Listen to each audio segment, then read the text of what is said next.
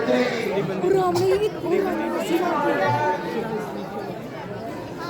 आज तक मैं इतना परेशान कभी नहीं हुआ जितना कि आज सुबह से परेशान हूँ।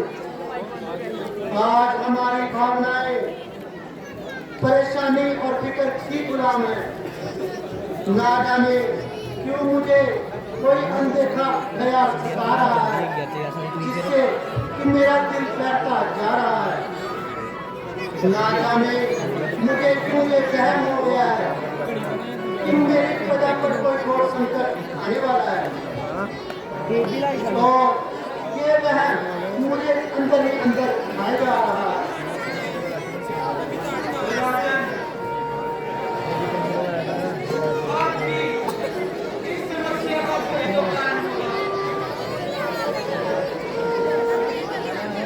मंत्री जी, आज रात मैंने एक भयानक स्वप्न देखा है।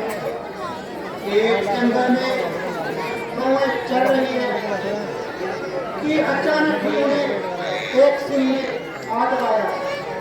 जब मैं उन्हें बचाने के लिए दौड़ा तो मेरी आँख खुल गई। तब से मेरी तबीयत का यही हाल है।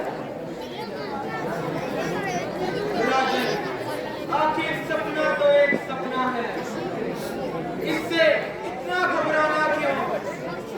इतने प्रतापी राजा होकर एक सपने से डर जाना मानव तो केवल साधन है, सब ईश्वर की माया है। उस कर्ता पर ही छोड़ दो, उसने ही सब ये खेल देता है।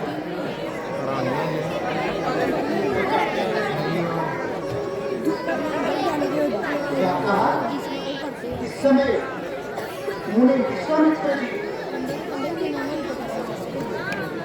यदि ऐसे समय में मैं उनके स्वागत के लिए ना गया तो यह उनका अपमान होगा।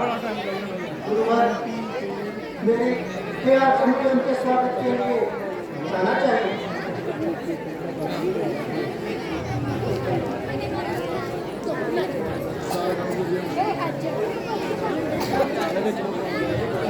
हे मुनिवर, दशरथ आपके चरणों में नमन करता है।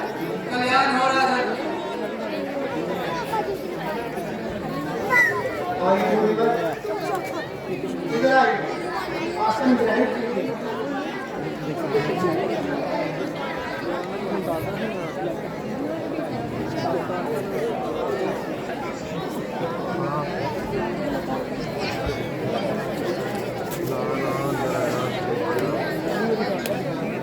मुनिवर, मैं आपसे क्षमा मांगता हूँ। कृपया करके आप अपने आने का प्रयोजन बताइए और मेरे दिल का वहम मिटाइए। बिना सुगंध के राजन फूल की शान नहीं, भूल जाए जो प्रजा को वो सच्चा हुक्म राज नहीं। महाराज, आपके राज्य में राक्षसों ने बड़ा उत्पात मचा रखा है। जो कोई मनुष्य जंगल के रास्ते से गुजरता है उसे लूटा जाता है और बेदर्दी से लूटा जाता है। आए दिन दानव मरीज और इसके साथ ही हम जैसे ऋषियों का यज्ञ बंद करके लौट जाते हैं। वहाँ आपके राज्य के बाशिंदे कष्ट पा रहे हैं और आप यहाँ बैठे आराम फरमा रहे हैं। मुनि जी, आपने जो ये बात बताई है इसका तो मुझे पहले से ही अटका था, इसीलिए तो मेरा मन सुबह से इसी बात पर खटका था। मेरे होते हुए मेरी प्रजा पर ऐसा घोर अत्याचार, ऐसे प्रशासन पर एक बार नहीं लाख बार दिखा। ईश्वर गवाह है, दशरथ आज ही जाएगा और उनकी मिट्टी ठिकाने लगाएगा। जब तक मैं उनका वध नहीं कर सकता मैं अयोध्या वापस नहीं आऊंगा। राजन, मैं आपके ख्यालात की कदर करता हूँ।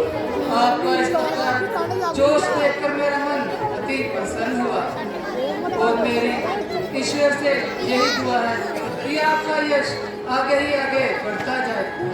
मेरे ख्याल से आपका वहाँ जाना उचित नहीं।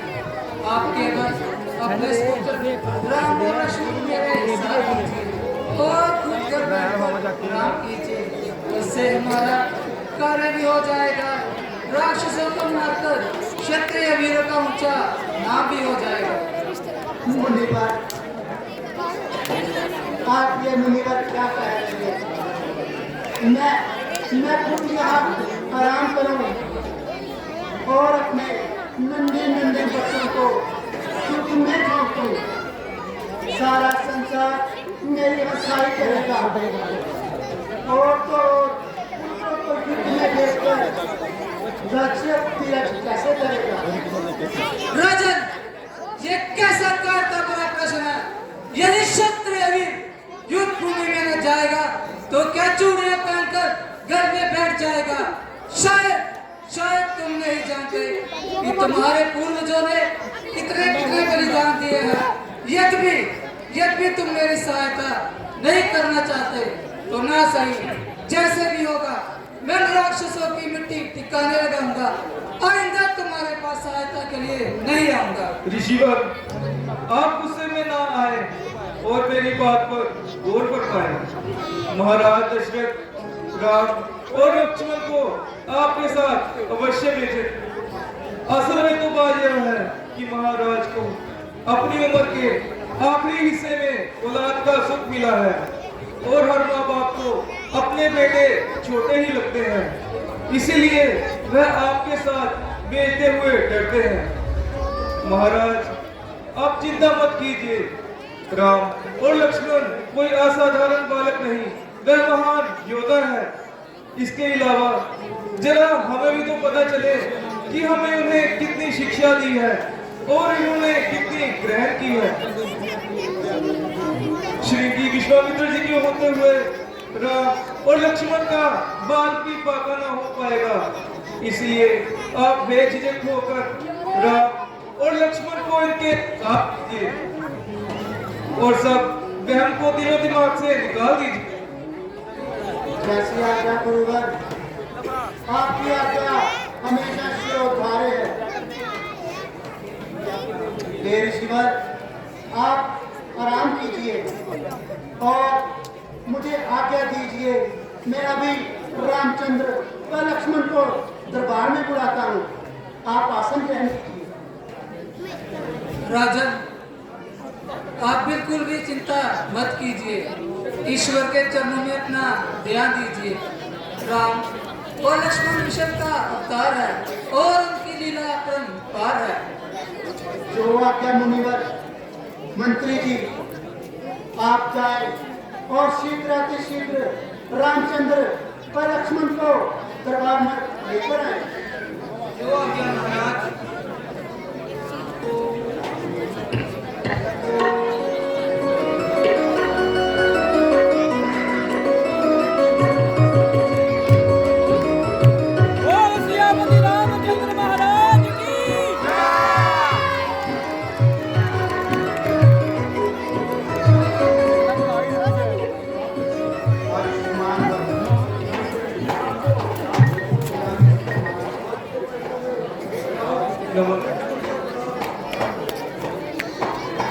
हे मुनिवर, हे राम व लक्ष्मण, आप मुनि विश्वामित्र के साथ जाइए। आज से यही आपके मार्गदर्शक हैं। हे ऋषिवर, जिस तरह हो सके